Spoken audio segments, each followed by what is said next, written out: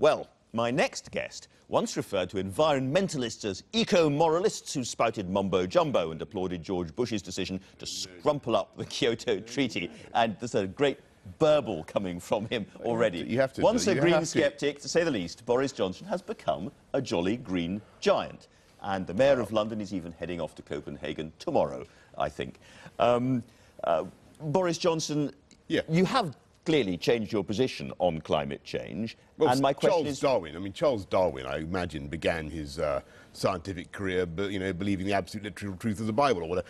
There's no doubt that there's been a change in the volume and the persuasiveness of the evidence that's been laid before us. Was there a sort of tipping point moment for you? Over the last 20 years? Yeah, I think if you look at what Stern report said, it was pretty obvious to me that there was a very serious problem. And the key point that I want to get across now, before everybody glazes over with talk of climate change, is that even if the sceptics are right, which I do not for one moment believe, there is a very, very good financial case for going ahead with some of the things we're doing in London to reduce CO2 output and to reduce pollution. So I think the argument we should be making, instead of paralysing everybody and moralising and doing all this hair shirt stuff, we should be trying to sell environmental measures as something that not only benefit the planet, but that can actually make our lives better too.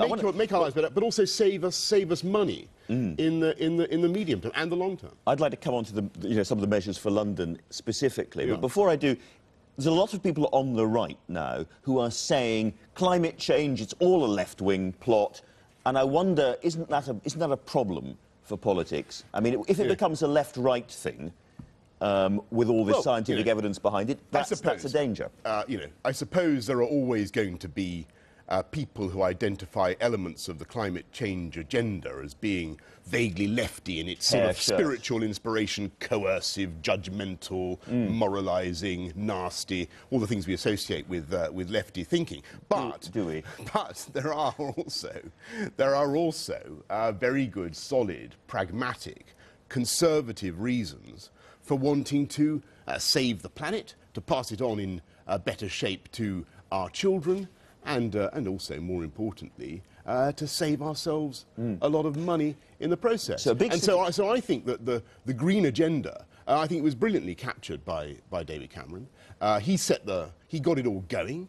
If you remember, with his huskies and so forth. Absolutely right. He got it right up the political agenda in a way that no other politician had done.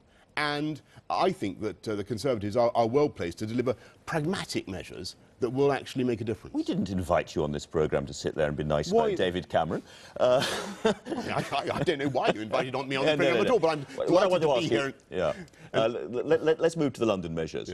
In specific terms, there's going to be, a bit like Paris, lots of free bicycles to use. I mean, you have to sign up, but then you can pick up a bicycle and cycle distance and drop it again. Is that right? That's what we're bringing in from July next year. And I think it will be a wonderful thing.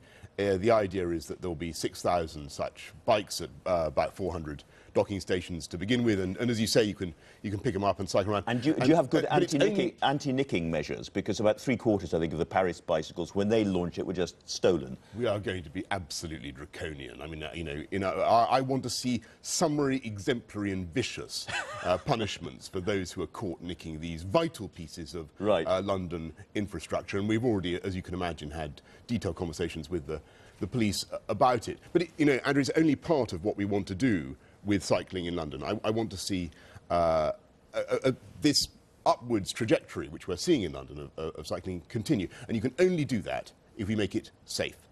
And if people like you feel that every morning when you come in from Sheen or wherever, you can do it safely. Well, frankly, I would cycle more, except that it seems to me too dangerous a thing to do all the time, particularly for somebody who's incompetent. I have to be aware of that, and I am. And although I cycle everywhere and have absolutely no qualms or fears about it, I have to accept that there are millions of people who are apprehensive. So we're going to do a lot more training. We're putting in cycle superhighways.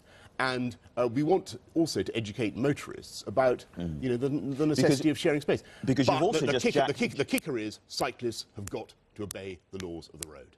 If we're going to have an increase in cycling of the order, the kind that we want to see in London, then there's got to be a reciprocal courtesy by cyclists. They must not cycle on the pavement. They must not jump red lights. They must not break the law. Sorry to sound preachy about it, but it's true. Sure, because you've also raised fares on public transport, buses and tubes and so on. So presumably, this is part of your answer. People are going to have to cycle and walk more. Well, actually, I think that if you look at the projections, there's going to be an increase in bus ridership and an increase in tube ridership as well. So the public transport will continue to be, absolutely critical. I don't think anybody could come on your show and pretend that cycling is going to be a miracle solution. Actually, in 1904, it may interest you to know, 20% of journeys in London were made by bike. I'm not suggesting we're going to get back to that, but we can get up from the current 1 or 2% to at least 5%, I think. OK.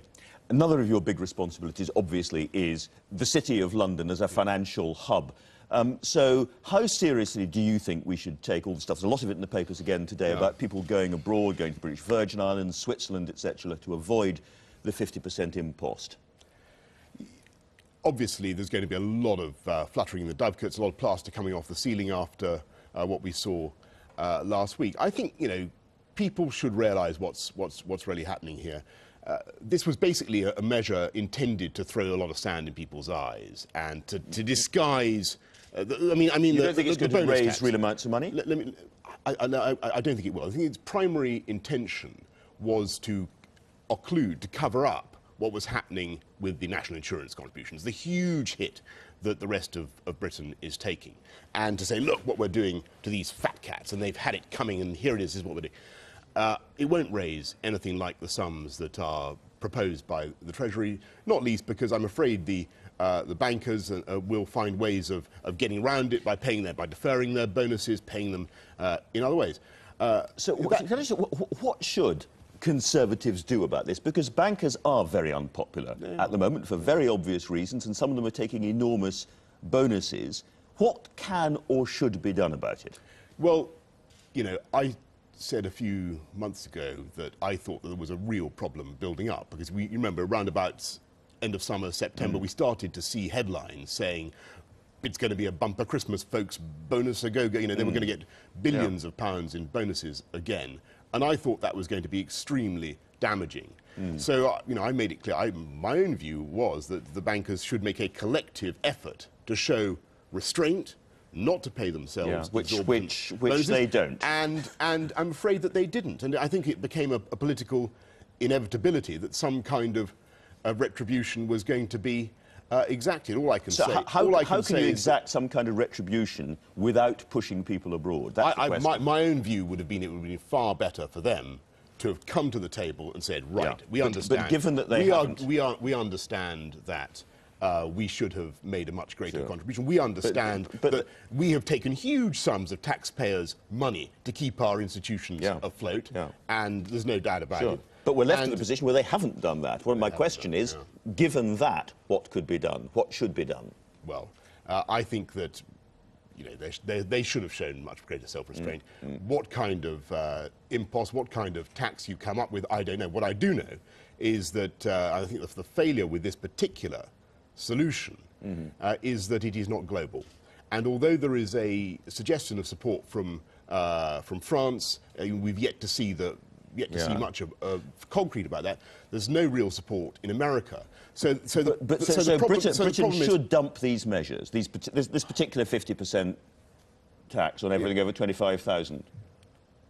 I can't pretend. I can't pretend I find it easy to think that the bankers should have got away scot-free this Christmas with paying billions of pounds of effectively taxpayer-funded in a few months' time, George Osborne is going to be. But I have to tell you, I don't think that it is a brilliantly devised measure. I think if you could have come up with a solution that brought together New York, Paris, Frankfurt, all the financial centres, and said this is how we're going to approach it, then that might have been better. Speaking as the mayor, that is what I would far have preferred. And if George Osborne becomes Chancellor in a few months' time, you would say to him, actually, drop this. I would say to him that, and I think what I've been saying for quite a long time now, I would say it's very, very hard to devise a bonus tax, or whatever you want to call it, that is really effective. But if you're going to do it, then get international agreement. Because no matter how despised these people may be, and I understand people's feelings, I personally think it's outrageous that they should be paying effectively taxpayer-funded bonuses. But unless you can come up with a system that penalises all great financial centres, then you're going to end up super penalising London. And that, I'm afraid to say, as mayor, I don't think is a good idea. Right. Because this city depends on financial services, and the whole of the UK economy depends on the strength of the London economy.